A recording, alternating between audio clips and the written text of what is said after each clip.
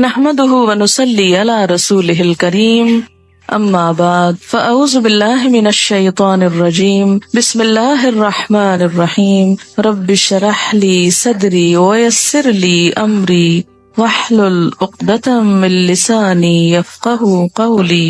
قرآن پاک میں ایک عورت کے لیے ایک لفظ ہے لباس، ایک ہے ثیاب، ایک ہے جلباب۔ یہ تو ہے لفظوں کا استعمال، لباس، ثیاب، جلباب، یہ 3 لفظ قرآن نے استعمال کیے۔ لباس کہتے ہیں اس کپڑے کو جو جسم ڈھانکتا ہے، لباس، ڈریس جس کو آپ کہتے ہیں، جیسے شرٹ ہے، پاجامہ ہے، جو جسم کے ساتھ لگا ہوتا ہے۔ ثیاب اور جلباب وہ کپڑا ہے جو لباس سے اوپر ہوگا۔ پھر لباس کے مختلف حصے بھی استعمال ہوئے، مثلاً خمار، پھر سرابیل ایک اور جگہ پر استعمال ہوتا ہے، سرابیل من قطران جہنمیوں کے لباس کے لیے استعمال ہوا ہے، شلوار کے معنی میں۔ اسی طرح قمیص، تو ایک ہے قمیص جو اوپر کا لباس ہے، پاجامہ یا شلوار جو ہے وہ اس کو مکمل کرتا ہے۔ عورتوں کے لیے ایک زائد ڈریس ہے مردوں سے، اور وہ ہے خمار جس کا سورۃ النور میں ذکر ہوا ہے، دوپٹہ، یہ سب کچھ لباس میں شامل ہو جاتا ہے۔ اس کے بعد ثیاب اور جلباب باہر جانے کے لیے استعمال ہوتا ہے۔ یہاں بوڑھی عورتوں کو کیا کہا کہ باہر جاتے ہوئے پھر وہ بڑی چادر جس کو ثیاب ان کا بولا گیا وہ اتار دیں، کیونکہ اگر ثیاب سے مراد لباس ہوتا تو پھر آپ خود سوچ سکتے ہیں کہ اس کا معنی کیا بنتا ہے۔ سورۃ الاحزاب میں آتا ہے یا ایھا النبی قل لازواجک وبناتک ونساء المؤمنین یدنین علیہن من جلابیبہن۔ تو اس سے کیا پتہ چلتا ہے کہ گھر کے اندر تو لباس ہوگا، گھر کے باہر جلباب ہوگا، ثیاب ہوگا۔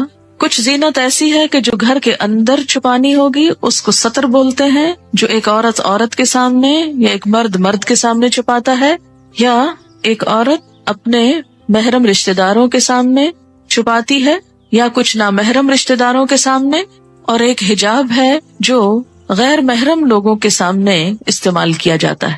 یہ ہے خلاصہ اس حکم کا جو ایک عورت کو اپنے جسم کی حفاظت کے لیے قرآن پاک میں دیا گیا ہے۔ پہلی چیز کیا ہے یہ سمجھ لیجئے کہ لباس کس کا نام ہے، ثیاب کس کا نام ہے، حجاب کس کو کہتے ہیں، کیونکہ حجاب کا لفظ بھی آتا ہے، یعنی لفظ حجاب بھی استعمال ہوا ہے۔ حجاب کہتے ہیں پردے، آڑ، اوٹ کو۔ سورۃ الاحزاب میں آتا ہے ازواج مطہرات کو حکم دیا گیا وَإِذَا سَأَلْتُمُوهُنَّ مَتَاعًا فَاسْأَلُوهُنَّ مِنْ وَرَاءِ حِجَاب۔ جب تم ان سے کوئی چیز مانگو تو حجاب کے پیچھے سے مانگو۔ تو حجاب ضروری نہیں کہ جسم پر ہو، حجاب کا لفظ جسم کے لیے بھی استعمال ہو سکتا ہے، جسم کے اوپر کپڑے کے لیے، یا آڑ یا اوٹ کی بات ہے، مثلا دروازے کے اوپر جو پردہ لٹکا ہوا ہے، یا کسی بھی ایسی جگہ پر کہ جو عورتوں کے بیٹھنے کی جگہ ہے جس کے پیچھے وہ چھپ کر بیٹھی ہوئی۔ حجابہ کا مطلب ہوتا ہے چھپنا۔ یا بنی آدم، اے آدم کی اولاد۔ بنی ویسے تو ابن سے ہے اور اس کی جمع بنین ہے، اور مضاف ہونے کی وجہ سے نون اڑ گیا ہے تو بنی آدمہ رہ گیا بنین آدمہ کی بجائے، لیکن مراد اس سے مرد اور عورتیں سبھی ہیں۔ جب بنی آدم کہا جاتا ہے یا جیسے بنی اسرائیل کہا جاتا ہے تو اس سے مراد بنی اسرائیل کے صرف مرد نہیں عورتیں بھی ہیں، تو یہاں بھی بنی آدم سے مراد مرد و عورت دونوں ہیں۔ اے آدم کے بچوں، اے آدم کی اولاد، اے انسانوں، قد انزلنا علیکم لباسا، یقیناً ہم نے تم پر لباس اتارا ہے، انزلنا ہم نے نازل کیا، علیکم تم پر، لباسن لباس، یعنی انسان کے اندر لباس پہننے کا جذبہ یا خیال ہم نے اس کے دل میں ڈالا۔ اسی لیے حضرت آدم علیہ السلام اور حضرت حوا کا جب شاہی لباس اترا، جنت کا لباس، تو کیا ہوا؟ فوراً ہی پتوں سے اپنے آپ کو ڈھانپنے لگے۔ تو یہ کیا تھا؟ وہی الہام یا وہی جبلت جس پر انسان پیدا ہوا ہے۔ قد انزلنا علیکم لباسا، ہم نے تم پر لباس اتارا ہے، یواری سوآتکم، جس کا مقصد کیا ہے؟ یواری، جو چھپاتا ہے، سوآتکم، تمہارے جسم کے قابل شرم حصوں کو، تمہاری شرم گاہوں کو۔ سوآت سوآتن سے ہے، لاش کے لیے بھی لفظ پیچھے استعمال ہوا ہے۔ سو اس کا مادہ ہے روٹ، جس کا مطلب ہی برا ہے، برائی۔ وریشا، اور زینت۔ ریش عربی میں پرندے کے پر کو کہتے ہیں، ریشتن فیدر کے لیے استعمال ہوتا ہے۔ پرندے عموماً اپنے پروں کی وجہ سے ہی پہچانے جاتے ہیں، اور یہ پر ان کے لیے پہچان کے علاوہ خوبصورتی کا ذریعہ بھی ہیں۔ اسی لیے ریشہ کا ترجمہ زینت کیا گیا ہے۔ زینت کے علاوہ پر حفاظت کا ذریعہ بھی ہیں، گرمی سردی سے بچاؤ کا ذریعہ بھی۔ تو یہاں پر لباس کے 2 مقاصد بتائے گئے، نمبر 1 کہ وہ جسم کو ڈھانپے، اور نمبر 2 انسان کو حسن بھی بخشے، انسان کے لیے زینت حاصل کرنے کا ذریعہ بھی ہو، خوبصورتی کا سامان بھی ہو۔ عموماً ہمارے ہاں یہ تصور پایا جاتا ہے کہ اگر کوئی شخص نیک ہے، پارسا ہے، تو اسے کھدر کا لباس پہننا چاہیے، یا بے ڈھنگا لباس ہونا چاہیے، یا اس کے ساتھ خوبصورتی کا کوئی تعلق نہیں۔ قرآن کی یہ آیت اس تصور کی تردید کرتی ہے۔ اگرچہ یہ ضرور ہے کہ لباس سادہ ہو، کمفرٹیبل ہو، انسان اسے پہن کر کام کر سکے، لیکن یہ نہیں کہا گیا کہ وہ دیکھنے والے کی شخصیت کو بدنما کر دے۔ جہاں تک یواری سوآتکم کا تعلق ہے تو لباس کی 2 چیزیں بتائی گئیں کہ وہ شفاف نہ ہو، وصاف نہ ہو۔ شفاف کا مطلب کیا ہے؟ ٹرانسپیرنٹ نہ ہو، یواری، چھپائے۔ اگر کوئی لباس جسم کو چھپاتا نہیں، یواری کی صفت پوری نہیں کرتا، تو وہ بھی اسلامی لباس نہیں۔ اور دوسرا وصاف نہ ہو۔ وصاف کا کیا مطلب؟ اتنا ٹائٹ نہ ہو کہ جس سے جسم کے اعضاء الگ الگ نظر آنے لگے۔ نہ مردوں کے لیے یہ پسندیدہ ہے اور نہ ہی عورتوں کے لیے۔ اب آپ دیکھیں کہ یہ جو شرط لگائی گئی، یواری، جو چھپائے، اب ذرا سب اپنے اپنے لباس کو دیکھیں، کہیں آپ کا جسم جھلک تو نہیں رہا؟ دیکھیں نا، خود کو نہیں دیکھ سکتے، خود کو نہیں دیکھ سکتے، شرم، اپنے آپ سے شرم، تو دوسروں سے شرم نہیں آتی، اور اس سے بڑھ کر اللہ سے نہیں آتی۔ ہم مسلمان ہیں، ہم اس وقت سب سے زیادہ مقدس محفل میں بیٹھے ہوئے ہیں، اگر اس محفل میں بیٹھ کر اللہ کا حکم پورا نہیں کر سکتے، کہاں کریں گے؟ فطرت میں ہے نا، اس لیے ابھی دین سے نہیں پوچھیں، فطرت سے پوچھیں۔ تو میں نے آپ سے کہا تھا کہ ہم سب اس آیت کی روح سے خود کو پرکھتے ہیں۔ آپ نے کہا خود کو نہیں دیکھ سکتے، اب اس طرح کریں کہ ہر ایک اپنے سے دائیں طرف بیٹھے ہوئے شخص سے کہے کہ وہ اس کو دیکھے۔ ہر شخص پہلے اپنے دائیں طرف والے سے پوچھے، یعنی پیئرز میں ہو جائیں نا، 2 ہو جائیں، پھر اس کے بعد ہر 2 شخص ہو جائیں، اور پھر دونوں ایک دوسرے کا لباس دیکھیں ذرا، اور کیا دیکھ کر بتائیں گے کہ کیا آپ کا جسم اس سے جھلک رہا ہے یا نہیں۔ یہ دین، ابھی دین کی بات نہیں ہو رہی، یہ فطرت کی بات ہو رہی ہے نا۔ دیکھیں آپ کے جو ماں باپ تھے سب سے پہلے والے، آدم اور حوا، ان کو کسی نے سکھایا تھا؟ کسی نے نہیں بتایا، لیکن پیور تھے نا۔ تو باوجود اس کے کہ شیطان کے حملے کا شکار ہو چکے تھے، لیکن جو ہی شیطان نے ایک حملہ کیا، دوسرا نہ کرنے دیا، اپنے آپ کو ڈھانپ لیا فوراً، دیر ہی نہیں لگائی، مشورہ بھی نہیں کیا کہ ڈھانکے گئے ایسے ہی پھرتے رہے، کون ہے تیسرا یہاں؟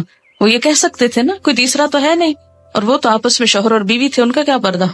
کوئی وحی نہیں آئی تھی کہ جسم ڈھانپو، وہ تو کیا ہوا، آ کے شاہی لباس اتروائے گئے۔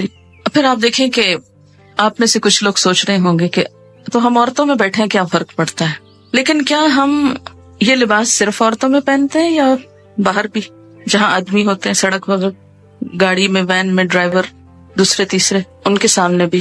اور پھر تیسری چیز یہ کہ اسلام کی روح سے نہ پوچھیے نہ بتائیے، صرف فطرت کے اعتبار سے پوچھیے کہ گھٹنوں سے اوپر کا حصہ جو ہے نا، یہ خاص طور پر قابل شرم ہے نا، جس کو ران بولتے ہیں، اوپر کا حصہ، ٹانگ کے اوپر کا حصہ جو ہے۔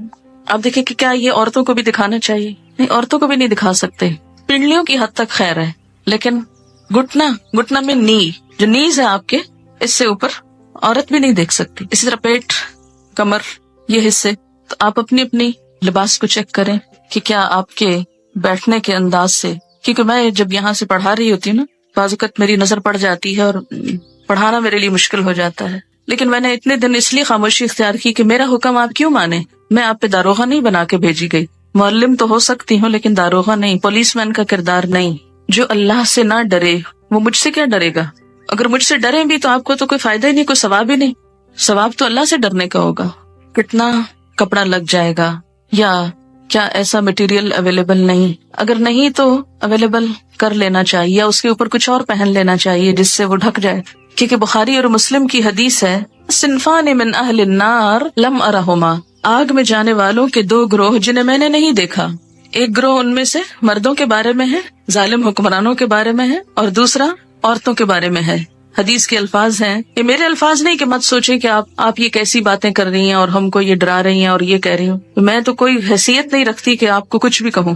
نبی صلی اللہ علیہ وسلم کے الفاظ ہیں، اور جو آپ پر ایمان لاتا ہے آپ کی بات کو بھی اسے ماننا چاہیے، ورنہ تو ماننے کا کوئی مقصد نہیں. اور اگر ہم چاہتے ہیں کہ قیامت کے دن آپ ہماری شفاعت کرائیں، آپ ہمیں حوض کوثر سے پانی پلائیں، حشر کے میدان میں جہاں اتنی گرمی ہوگی کہ ہر شخص، حدیث میں آتا ہے ہر شخص عطش پیاس کی رٹ لگائے ہوئے ہوگا، ہر شخص پسینے میں ڈوبا ہوا ہوگا، جس کی تھوڑی سی جھلک آپ کو ہلکی سی، اس سے 70 گنا 70 ڈگری ٹیمپریچر زیادہ کہہ لیں. سورج قریب ہوگا، کوئی چھت سایہ بھی نہ ہوگا سوائے رحمان کے عرش کے سائے کے، کہ جس کے نیچے مخصوص لوگ جا سکیں گے، ہر ایک نہیں پہنچ سکے گا وہاں. آپ صلی اللہ علیہ وسلم اپنی امت کو حوض کوثر سے پانی پلائیں گے، اور جس کو ایک دفعہ پلائیں گے دوسری دفعہ اس کو پیاس نہ لگے گی. ہم اپنے اس لباس میں آپ کے سامنے جا سکتے ہیں. مثلا سوچئے کہ جیسے تصور میں لائیے کہ نیچے آپ صلی اللہ علیہ وسلم تشریف رکھتے ہیں اور آپ لفٹ سے اترے ہیں، سیڑھیوں سے اترے، اور آگے آپ کی ملاقات ہو جاتی ہے، ان سے فیس کر سکتے ہیں ان کو، تو وہاں ان سے حوض کوثر سے پانی لے کے کیسے پیئیں گے اگر ایسے عمل ہوئے. آپ نے فرمایا نساء کاسیات عاریات، نساء عورتیں، کاسیات لباس پہنے ہوئے، کاسیہ کسوہ سے ہے، کاسیات عاریات، عاریہ عورت سے، عاریہ ننگی عریانی سے، ایسی عورتیں جو لباس پہن کر بھی ننگی ہوں گی، obviously یعنی جسم اس میں سے جھلک رہا ہوگا. نساء کاسیات عاریات رؤوسہن کاسمنۃ البخت، ان کے سر اونٹ کی کوہان کی طرح اونچے اٹھے ہوئے ہوں گے. ہیئر سٹائل کی طرف اشارہ ہے کہ ان کے سر اونچے اٹھے ہوئے ہوں گے. کس طرح؟ جیسے اونٹ کی کوہان اٹھی ہوئی ہوتی، کوہان اس کی ہم کو کہتے ہیں نا وہ ابھرا ہوا حصہ ہے. فرمایا لا يدخلن الجنۃ، یہ جنت میں داخل نہ ہو سکیں گی، ولا یجدن ریحھا، اور اس کی خوشبو بھی نہ پا سکیں گی، حالانکہ اس کی خوشبو دور دور تک پھیل رہی ہوگی. تو قرآن کا یہ حکم ہمیں کیا بتاتا ہے کہ ہم ایسا لباس پہنیں جس سے ہمارے سطر ڈھک جائیں. اسی لیے ہمیں جو دعا سکھائی گئی لباس پہن کر وہ کیا ہے؟ الحمدللہ الذی کسانی، اللہ کا شکر جس نے مجھے لباس پہنایا، ما اواری بہی عورتی، جس سے میں اپنے عریانی کو چھپا سکتا ہوں. تو اس دعا میں بھی یہی لفظ ہے، واتجمل بہی فی حیاتی، اور میں اپنی زندگی میں اس سے خوبصورتی حاصل کرتا ہوں. تو لباس کا دوسرا مقصد کیا ہے؟ وریشا، خوبصورت لباس ہو. خوبصورتی پسندیدہ ہے، لباس میں ڈیزائننگ میں حرج نہیں. ایک آدمی نے پوچھا یا رسول اللہ صلی اللہ علیہ وسلم، ایک آدمی کو یہ پسند ہے کہ اس کا لباس خوبصورت ہو، تو کیا یہ تکبر ہے؟ آپ نے فرمایا ان اللہ جمیل، بے شک اللہ خوبصورت ہے، یحب الجمال، خوبصورتی کو پسند کرتا ہے. اللہ تعالیٰ خود خوبصورت ہے، خوبصورتی کو پسند کرتا ہے. تکبر تو حق کو نہ ماننے اور دوسروں کو حقیر سمجھنے کا نام ہے. تکبر کیا ہے؟ حق کو نہ ماننا، بات سمجھ بھی آ جائے قبول نہ کرنا. جیسے آج یہ بات ہوئی، اب آپ میں سے کچھ لوگ اپنے عمل کو بدل لیں گے اور کچھ پرواہ بھی نہیں کریں گے، کوئی نہ کوئی تعویل ڈھونڈ لیں گے. کسی کا تو کچھ نقصان نہیں اس میں، ان کا اپنا ہی ہے. فرمایا تکبر تو حق کو نہ ماننا اور دوسروں کو حقیر سمجھنا ہے. البتہ شہرت کے لیے لباس پہننے پر وعید ہے. شہرت کا لباس، دکھاوے کا، دوسروں کو مروب کرنے کا. حدیث پاک میں ہے من لبس ثوب شہرت فی الدنیا البسہ اللہ ثوب مذلت یوم القیامہ، جو شخص دنیا میں شہرت کا لباس پہنے گا اللہ قیامت کے دن اسے ذلت کا لباس پہنائے گا. مشکات کی روایت ہے لباس قیمتی بھی ہو سکتا ہے لیکن اپنی حیثیت کے مطابق، اسراف نہ ہو. یہ نہیں کہ کھانے کو ہے نہیں اور ساری آمدنی لباس پر لگ رہی ہے، پوری کی پوری تنخواہ خواتین کی صرف لباس کی خریداری میں چلی جائے تو یہ اسراف ہوگا. مثلاً آپ صلی اللہ علیہ وسلم نے ایک مرتبہ ایک چادر پہنی جس کی قیمت 1000 روپے کے برابر تھی. اب 1000 روپے کی ویلیو بھی بدلتی رہتی ہے. اسی طرح امام ابو حنیفہ رحمۃ اللہ علیہ کی ایک چادر تھی جس کی قیمت 400 اشرفیاں تھی. 400 اشرفیاں، اشرفی کس کا سکہ ہوتی؟ سونے کا. تو اس سے آپ اندازہ لگائیں کہ کتنی مہنگی ہوگی. خاص موقعوں پہ پہنتے تھے. اس کا یہ مطلب نہیں کہ ہم لاکھوں کا دلہن کا جوڑا بنا کے بیٹھ جائیں کہ امام ابو حنیفہ کی چادر ایسی تھی. وہ جوڑا اور اس میں بہت فرق ہے. مسند علم پر قیمتی لباس پہن کر بیٹھنا وہ اور چیز ہے، لیکن ایک دکھاوے کے لیے، ایک ریاکاری کے لیے، دوسروں پہ روب جمانے کے لیے اتنا پیسہ خرچ کرنا بالکل مختلف چیز ہے. امام مالک کے حالات زندگی میں آپ نے پڑھا ہوگا کہ وہ جب حدیث کے درس کے لیے آتے تھے تو روزانہ نیا جوڑا پہنتے تھے اور ایک دفعہ پہننے کے بعد اس کو صدقہ کر دیتے تھے، یعنی جو لباس ایک دفعہ پہنتے تھے وہ دوبارہ نہیں پہنتے تھے. نہایت خوبصورت، صاف ستھرا، عمدہ لباس ہوتا.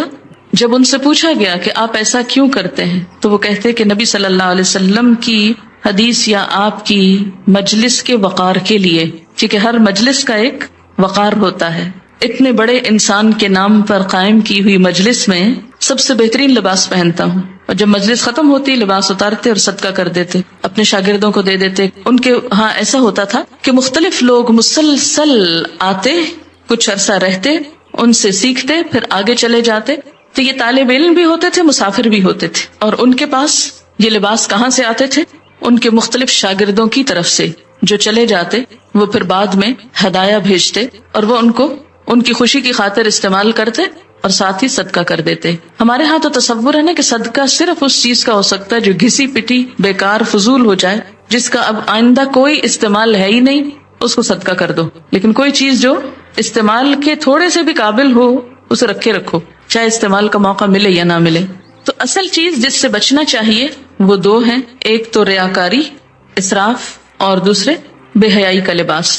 لباس انسان کی شخصیت کا بھی پتہ دیتا ہے. لباس انسان کے باطن کا رنگ ہوتا ہے کہ وہ اندر سے کیسا ہے. جیسا وہ اندر سے ہوتا ہے ویسے ہی وہ لباس پہنتا ہے. ہر شخص کی اپنی ایک چوائس ہوتی، اپنا اس کا ایک ڈیزائن ہوتا ہے، اپنا ایک سٹائل ہوتا ہے. پھر جو خوبصورت بات یہاں پتہ چلتی ہے وہ یہ ہے کہ خوبصورت لباس کو ریش، پر سے تشبیہ دی گئی. اس وقت کچھ پر آپ کو دکھانے کے لیے لائے ہیں. ذرا ان پروں کو آپ دیکھیے کہ کوئی انسان ایسی خوبصورت چیز بنا سکتا ہے. یہ آپ دیکھیں، اس کا کبھی قریب سے آپ شیڈ دیکھیں تو آپ حیران ہو جائیں، کیونکہ ہم دیکھتے بھی ہیں نا مور، تو کہاں دیکھتے ہیں؟ دیکھتے ہی نہیں. ہم اپنے لباس نہیں دیکھتے تو موروں کے کہاں دیکھیں گے؟ ابھی آپ کہہ رہے تھے نا، دیکھا ہی نہیں جاتا. کس قدر خوبصورت، ایسے لگتا ہے جیسے کسی نے دھاگے سے باقاعدہ وہ کڑھائی کی ہوئی ہے، اور اتنے خوبصورت شیڈ، اتنے زبردست کہ انسان حیران رہ جاتا ہے. اور ایسا تھریڈ، اتنا سلکی تھریڈ تو ہم ویسے خود بھی پروڈیوس نہیں کر سکتے. اس میں وہ نظافت اور لچک، اور پھر آپ دیکھیں کہ کس خوبصورت طریقے سے اس کی آؤٹ لائن بنائی ہوئی ہے، اور آؤٹ لائن کے ساتھ بھی شیڈز ہیں. اور پھر جو پر اٹھے ہوئے ہیں یہ آپ دیکھیں کتنی ترتیب کے ساتھ، جیسے کسی نے باقاعدہ ٹریمنگ کی ہوئی. یہ خود ہی بن گئے، خود نہیں بن سکتے. اللہ تعالیٰ نے پرندوں کو تو خود ہی دے دیا، خود ہی پہنا دیا. ہمیں عقل دی اور کیا کہا؟ استعمال کرو اور اپنے لیے خوبصورت لباس بنا لو.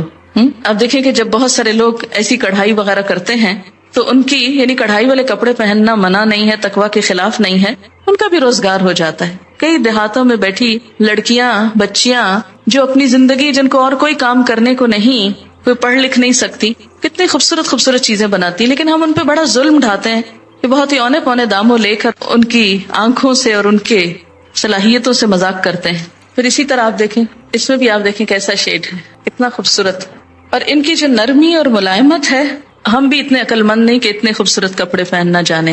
ہمارے کپڑے تو خوب اکڑے ہوئے ہوتے، انکمفرٹیبل، کہ جس میں سانس نہ آئے، کام نہ کر سکیں. پرندوں کے پر خوبصورت ہونے کے ساتھ ساتھ اتنے پریکٹیکل ہوتے ہیں کہ ان کو اپنا کام کرنے میں کوئی دشواری نہیں ہوتی. ہم بعض اوقات خوبصورت لباس پہننے کے شوق میں ایسا لباس پہن لیتے ہیں کہ جو بالکل پریکٹیکل نہیں ہوتا. پڑھاتے وقت اگر ساتھ یہ بھی دکھایا جائے تو تھوڑی سی فیلنگ اچھی آتی ہے کہ اللہ تعالیٰ نے کیا کیا خوبصورتی پیدا کی اور کس کے لیے پیدا کی. یہ پرندے ادھر ادھر اڑتے پھرتے، ان بیچاروں کو تو خود تو کلرز پتہ نہیں اپنے نظر بھی آتے ہیں کہ نہیں. یہ کلرز دیکھنے کی صلاحیت بھی انسان کو ملی. ہم انسان ایکسٹریم پہ چلے جاتے ہیں. ہماری ایکسٹریمز کیا ہیں کہ یا تو دین کے نام پہ، تقویٰ کے نام پہ ہم بالکل بدھو بن جاتے ہیں اور دنیا کی کسی چیز سے کوئی فائدہ نہیں اٹھانا چاہتے. ملنگ کہلانا دوسرے لفظوں میں نیک کہلانا ہے. اسلام میں کسی ملنگی کا کوئی تصور نہیں.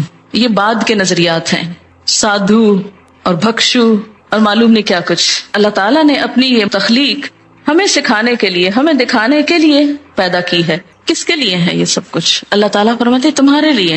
ہمارے لیے کیا؟ کہ ہم اس سے سبق سیکھیں. انسان نے جانوروں سے بھی بہت کچھ سیکھا ہے. اپنی حیثیت کے اندر رہتے ہوئے، اپنی شخصیت کے مطابق ساتر لباس، خوبصورت لباس، خواہ پینٹنگ ہو، کڑھائی ہو، مکیش ہو، تلا ہو اور کچھ اور ہو جو آپ کو آتا ہے اور مجھے نہیں آتا، یہ سب کچھ منع نہیں ہے، لیکن موقع کی مناسبت سے، حدود کے اندر رہتے ہوئے اور پہلی شرط مانتے ہوئے. یواری سواتکم، معلوم نہیں شیطان نے ہمیں کیوں سجھا دیا کہ ننگا ہونا زیادہ خوبصورتی ہے اور جسم کی نمائش کو خوبصورتی بنا دیا. سی تھرو کپڑے پہنانا زیادہ عقل مند کہلانے کا سبب سمجھایا، حالانکہ ایسا نہیں ہے. سارے جانوروں کے لباس اللہ نے خود ہی پہنا دیے اور وہ بےچارے ایک ہی ڈیزائن میں رہتے ہوئے دنیا سے چلے جاتے ہیں، جبکہ انسان کو ایک لباس نہیں دیا، اس کو سکن کلر دیا جس کے اوپر ہر خوبصورت چیز نمایاں ہو جاتی. آپ دیکھیں نا سکن کلر کا کارپیٹ ہو تو اس کے اوپر فرنیچر کتنا نکھرتا ہے.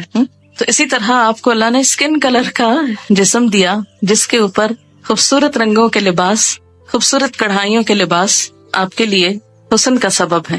یہی اگر آپ کی سکن بلو کلر کی ہوتی تو آپ کتنے لمیٹڈ کلرز پہن سکتے تھے، کیونکہ بلو کے اوپر ہر کلر پھر سوٹ نہیں کرتا. اسی طرح اگر آپ گرین ہوتے، سوچے نا تھوڑا سا، تو کیا نظر آتے. کتنی وسیع چوائس دی ہے اللہ نے آپ کو، ہم شکر نہیں کرتے، شکر نہیں بجا لاتے. اور آپ کو معلوم ہے کہ ایک پرندے پر تقریباً 10,000 مختلف قسم کے پر ہوتے ہیں. بعض پر اڑنے کے کام آتے ہیں، بعض جسم کے ساتھ ہوتے ہیں، اس کی شیپ نمایاں کرتے ہیں. اسی طرح فلفی ہوتے ہیں، نرم ہوتے ہیں، آرام دہ ہوتے ہیں. تو لباس بھی اگر آرام دہ ہو، نرم ہو، سلکی ہو، کمفرٹیبل ہو تو اس میں حرج نہیں، گناہ کی بات نہیں. ہاں، مردوں کے لیے سلک حرام قرار دی گئی، اگر ان کے لیے حلال ہوتی تو شاید عورتوں کے حصے میں بہت تھوڑی آتی. حدیث ہے آپ صلی اللہ علیہ وسلم جب کوئی نیا کپڑا پہنتے تو اس کا نام لے کر فرماتے کہ اللہ نے مجھے یہ عنایت فرمایا، اور پھر دعا پڑھتے اللہم لک الحمد انت کسوتنیہ اسألک خیر ما صنع لہ واعوذ بک من شرہ وشر ما صنع لہ. اے اللہ، تیرے لیے ہی سب تعریف ہے، جیسا کہ تو نے مجھے یہ کپڑا پہنایا، میں تجھ سے اس کی بھلائی اور اس چیز کی بھلائی کا سوال کرتا ہوں جس کے لیے یہ بنایا گیا، اور میں تیری پناہ چاہتا ہوں اس کی برائی سے اور اس چیز کی برائی سے جس کے لیے یہ بنایا گیا. ایک اور دعا ہے اللہم انی اسألک من خیرہ وخیر ما ہوا لہ واعوذ بک من شرہ وشر ما ہوا لہ. ترجمہ ہے اے اللہ، میں آپ سے اس کپڑے کی بھلائی کا اور یہ جس مقصد کے لیے ہے اس کی بھلائی کا سوال کرتا ہوں. جس مقصد کے لیے یہ کپڑا پہنا ہے اس کی بھی بھلائی کا سوال. کتنا خوبصورت ذہن موڑتا ہے نا اسلام اچھی طرح. کپڑا پہنو، کسی خاص اوکیزن کا کپڑا پہن رہے ہو، اور ہو سکتا ہے آپ کپڑے تو خوب پہن جائیں اور وہ سارا اوکیزن برباد ہو جائے، تو اس اوکیزن کے لیے بھی دعا مانگی جا رہی ہے. ساتھ ہی اگر آپ یہاں آنے سے پہلے یہ دعا پڑھیں تو اس سارے کام کی بھلائی کی دعا ہو جائے گی، اور اس کی برائی سے یعنی اس لباس کی برائی سے اور یہ جس مقصد کے لیے ہے اس کی برائی سے تیری پناہ چاہتا ہوں، تو آپ محفوظ بھی رہیں گے. حضرت عمر فرماتے ہیں نبی صلی اللہ علیہ وسلم نے فرمایا نئے کپڑے پہنتے ہوئے یہ دعائیں پڑھیں الحمدللہ الذی کسانی ما اواری بہ عورتی واتجمل بہ فی حیاتی. سب تعریف اللہ کے لیے ہے جس نے مجھے یہ کپڑا پہنایا جس سے میں اپنے شرم کی چیز چھپاتا ہوں اور اپنی زندگی میں اس کے ذریعے خوبصورتی حاصل کرتا ہوں. اور پھر پرانے کپڑے کو صدقہ کر دے تو زندگی میں اور مرنے کے بعد خدا کی حفاظت اور خدا کے چھپانے میں رہے گا، یعنی اس کا عیب ڈھک جائے گا. جب ننگا ہوتا ہے نا تو فرشتے ساتھ چھوڑ دیتے ہیں جو حفاظت کرتے ہیں. جو ہی فرشتے ساتھ چھوڑتے شیطان حملہ آور ہوتا ہے. اگر آپ بسم اللہ پڑھ کر اپنے لباس اتار کر چینج کرتے وقت یا نہاتے وقت تو انشاءاللہ تعالیٰ بہت سی چیزوں کے شر سے محفوظ رہیں گے. اس کے بعد فرمایا وَلِبَاسُ التَّقْوَىٰ، اور تقویٰ کا لباس. ایک لباس انسان کے ظاہر کا ہے اور ایک لباس انسان کے باطن کا ہے. تقویٰ کہاں ہے؟ دل میں. التقویٰ ہاں ہونا، تقویٰ یہاں ہے، اندر ہے، دل میں ہے. تو دل کا لباس جس طرح ظاہر کو خوبصورت بنانا ضروری ہے اور اس کو چھپانا ضروری ہے، اسی طرح باطن کو بھی، اندر کو بھی خوبصورت بنانا ضروری ہے. ظاہر تو لوگ دیکھتے ہیں، باطن اللہ دیکھتا ہے. ہم لباس میں کتنا زیادہ اس بات کا خیال کرتے ہیں کہ لوگ کیا کہیں گے. لوگ کہیں گے لو ہر وقت ایک ہی لباس پہنا ہوتا ہے، روز وہی، ہر پارٹی میں وہی. اور صرف لوگوں کی نظروں میں جچنے کے لیے ہم کتنی بڑی بڑی رقمیں خرچ کر دیتے ہیں، کتنے بازاروں کے ٹیلرز کے پاس چکر لگاتے ہیں، کتنا پیسہ لگاتے ہیں.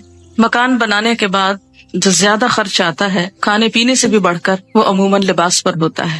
لیکن اندر کے لباس کو خوبصورت بنانے کے لیے جسے صرف اللہ دیکھتا ہے اس کے لیے ہم کیا کرتے ہیں؟ لباس التقویٰ، تقویٰ کا لباس باہر بھی ہوگا. ظاہر ہے کہ وہ جب اللہ کی مرضی کے مطابق ہوگا تو تقویٰ کا ہوگا، اور اگر شیطان کی مرضی کے مطابق ہے، یاد رکھیے شیطان نے لباس اتروائے تھے.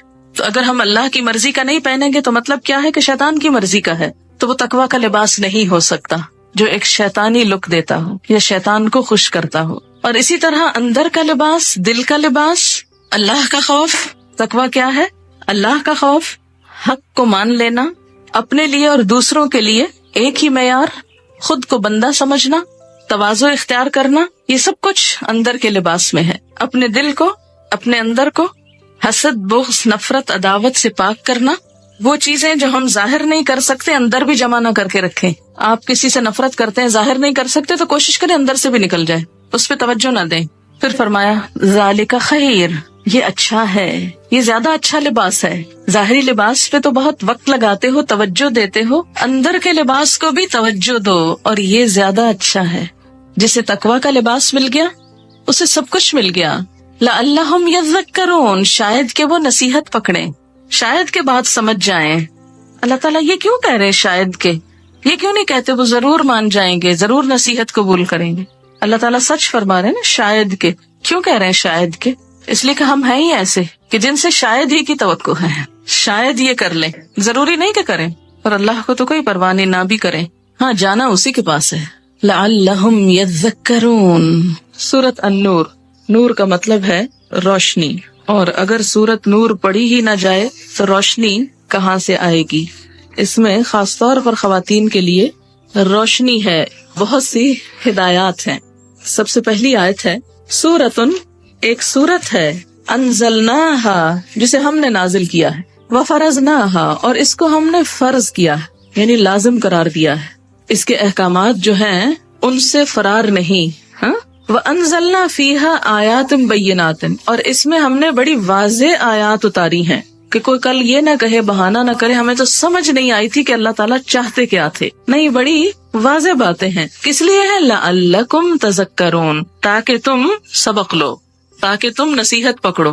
یہ لفظی ترجمہ نصیحت پکڑو تاکہ تمہیں یاد دہانی ہو جائے. ذکر بمانا یاد دہانی. قُلْ لِلْمُؤْمِنِينَ، کہہ دیجئے مومن مردوں کو، یغضوا، جھکا کر رکھیں، من ابصارہم، اپنی نگاہوں میں سے، ویحفظوا، اور حفاظت کریں، فروجہم، اپنی شرمگاہوں کی، ذالکا، یہ بات، ازکا لہم، زیادہ پاکیزہ ہے ان کے لیے، ان اللہ، بے شک اللہ تعالی، خبیرن، باخبر ہے، خبر رکھنے والا ہے، بما یصنعون، ساتھ اس کے جو کچھ وہ کر رہے ہیں. اس آیت میں مومن مردوں سے خطاب ہے اور اگلی آیت میں مومن عورتوں سے. آپ جانتے ہیں کہ قرآن پاک کے بہت سے احکام یا ایھا الذین آمنوا کہہ کر مردوں اور عورتوں کے لیے برابر طور پر کہہ دیے جاتے ہیں، لیکن وہ احکامات جن میں خصوصی تاکید کی ضرورت ہوتی ہے اور مردوں اور عورتوں کے حکم میں بھی کچھ فرق ہوتا ہے، ان کو الگ الگ بیان کیا جاتا ہے. جس کی ایک مثال تو یہاں سورۃ النور میں ہے،